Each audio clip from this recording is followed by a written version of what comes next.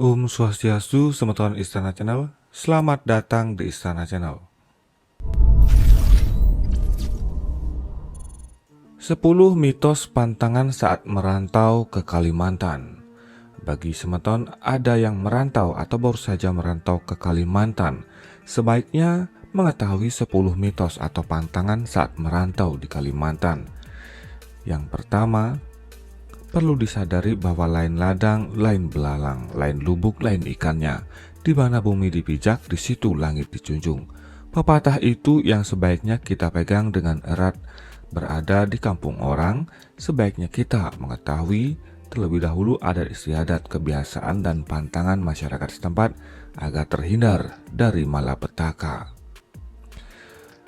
Berikut ini adalah 10 pantangan saat merantau ke Kalimantan. Yang pertama, jangan kencing sembarangan.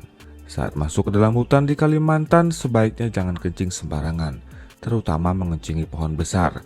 Jika terpaksa dan sudah kebelet, sebaiknya minta izin terlebih dahulu dengan mengatakan numpang kencing datu. Tapi kalau Anda tidak percaya dan bersikap takabur lalu mencoba kencing di bawah pohon besar, maka Anda akan dianiaya oleh makhluk gaib penunggu pohon itu. Pernah ada seorang pencuri rotan karena tidak menggubris pantangan ini. Saat masuk ke dalam hutan, ia kencing sembarangan tepat di bawah pohon besar.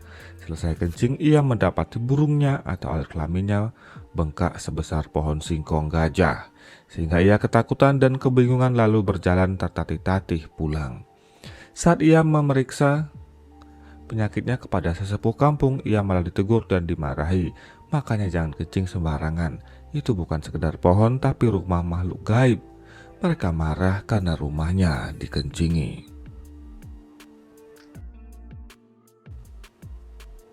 Demikian saat Anda memasuki tempat-tempat yang jarang dikunjungi orang, atau berteduh di bawah pohon, atau rumah kosong, sebaiknya Anda izin terlebih dahulu, meskipun di tempat itu tidak ada seorang pun, dengan mengatakan numpang berteduh datu.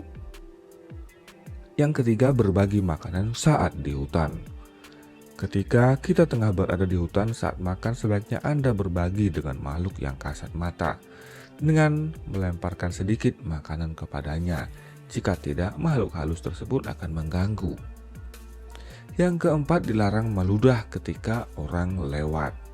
Meludah sembarangan adalah perbuatan tercela, apalagi jika dilakukan di depan orang lain, maka akan membuat orang lain tersebut menjadi sakit hati lalu melakukan tindakan yang menyakiti diri kita.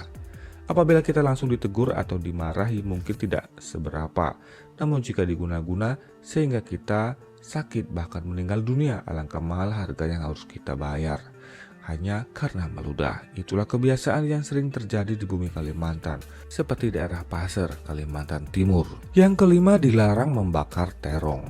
Masih di daerah Pasir, Kalimantan Timur, ada larangan yang menjadi mitos masyarakat setempat, yaitu dilarang membakar terong. Bagaimana jika dilanggar? Jika melanggar pantangan ini, maka kita akan menderita bisul yang lama-kelamaan menjadi besar, sebesar terong. Yang keenam, dilarang memberi foto sendiri. Satu lagi pantangan yang berlaku di daerah Kalimantan yaitu dilarang memberi foto diri kepada orang lain. Jika untuk kondisi tertentu sebaiknya lubangi foto tersebut dengan jarum, terutama di bagian wajah. Mengapa begitu? Dengan memberikan foto diri kita kepada orang lain akan memberikan peluang bagi orang yang berniat jahat untuk menyakiti, memikat, bahkan membunuh kita secara gaib dengan menggunakan media foto tersebut. Namun jika foto tersebut kita lubangi, maka foto tersebut sudah tidak sama lagi dengan diri kita. Sehingga ketika ada yang berbuat jahat menggunakan media foto itu, kita bisa terhindar. Yang ketujuh, dilarang makan dan minum sembarangan. Pantangan berikutnya saat kita berada di bumi etan adalah dilarang makan dan minum sembarangan. Apalagi jika makanan dan minuman tersebut pemberian orang yang tidak kita kenal dengan baik.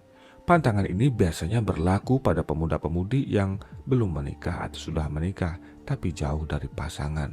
Karena bagi orang yang suka atau tertarik dengan kita, sedangkan kita tidak tertarik atau sudah menolaknya baik-baik maupun dengan cara halus dan terang-terangan, maka orang tersebut akan menggunakan minyak pemikat yang dioleskan pada makanan yang dikirimkan kepada kita.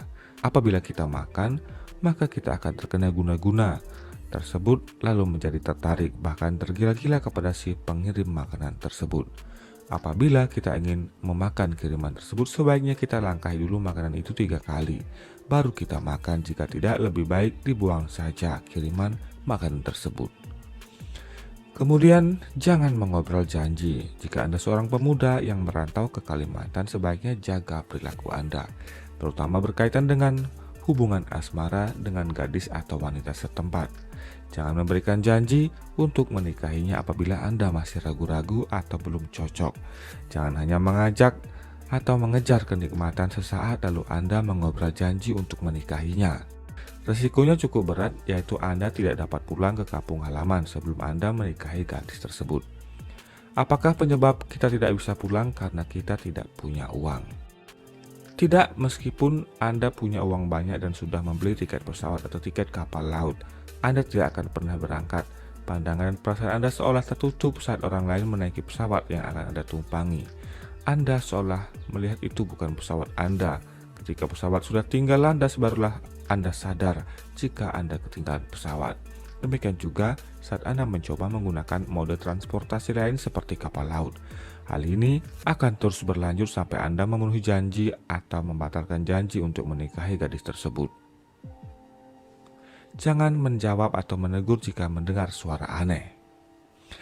Saat masuk hutan di Kalimantan, apabila ada suara yang memanggil-manggil nama Anda, jangan dijawab atau disahuti, atau Anda mendengar suara-suara aneh lainnya, sebaiknya jangan dihiraukan. Mengapa demikian? Karena suara-suara yang tersebut berasal dari makhluk gaib penunggu hutan yang akan menyesatkan Anda atau membawa Anda ke alam mereka. Yang terakhir, pilih sebelah kanan jika menemui jalan simpang. Kalau masuk hutan saat menemui jalan bercabang yaitu ke kanan, satu ke kiri, pilihlah jalur sebelah kanan. Jika Anda memilih jalan sebelah kiri, maka Anda akan menemukan banyak kesulitan, salah satunya tersesat di alam gaib dan mungkin tidak bisa kembali lagi. Demikian ulasan tentang 10 mitos pantangan saat merantau ke Kalimantan. Bagaimana pendapat Anda, Semeton Istana Channel? Seperti ada sebuah cerita yang ditulis oleh Margia Reli, yaitu tentang jangan sembarangan mengobrol janji dengan gadis Dayak di Kalimantan. Kata Margia Reli dalam tulisannya, membuat ingat kejadian yang menimpa rekan kerjanya. Sudah di atas kapal untuk berlayar dan kapal sudah bergerak keluar pelabuhan, tapi dia meloncat dan berenang ke tepi hingga hayatnya tidak pernah kembali ke kampung halamannya, menikah dengan suku asli Kalimantan. Semeton, bagaimana pendapat Anda? Silahkan tuliskan pendapat Anda di kolom komentar. Tentunya dimanapun kita berada, pastikan bahwa kita selalu menghormati kebudayaan daerah setempat. Terima kasih atas atensi Anda. Sampai jumpa di video selanjutnya. Om Santi Santi Santi Om.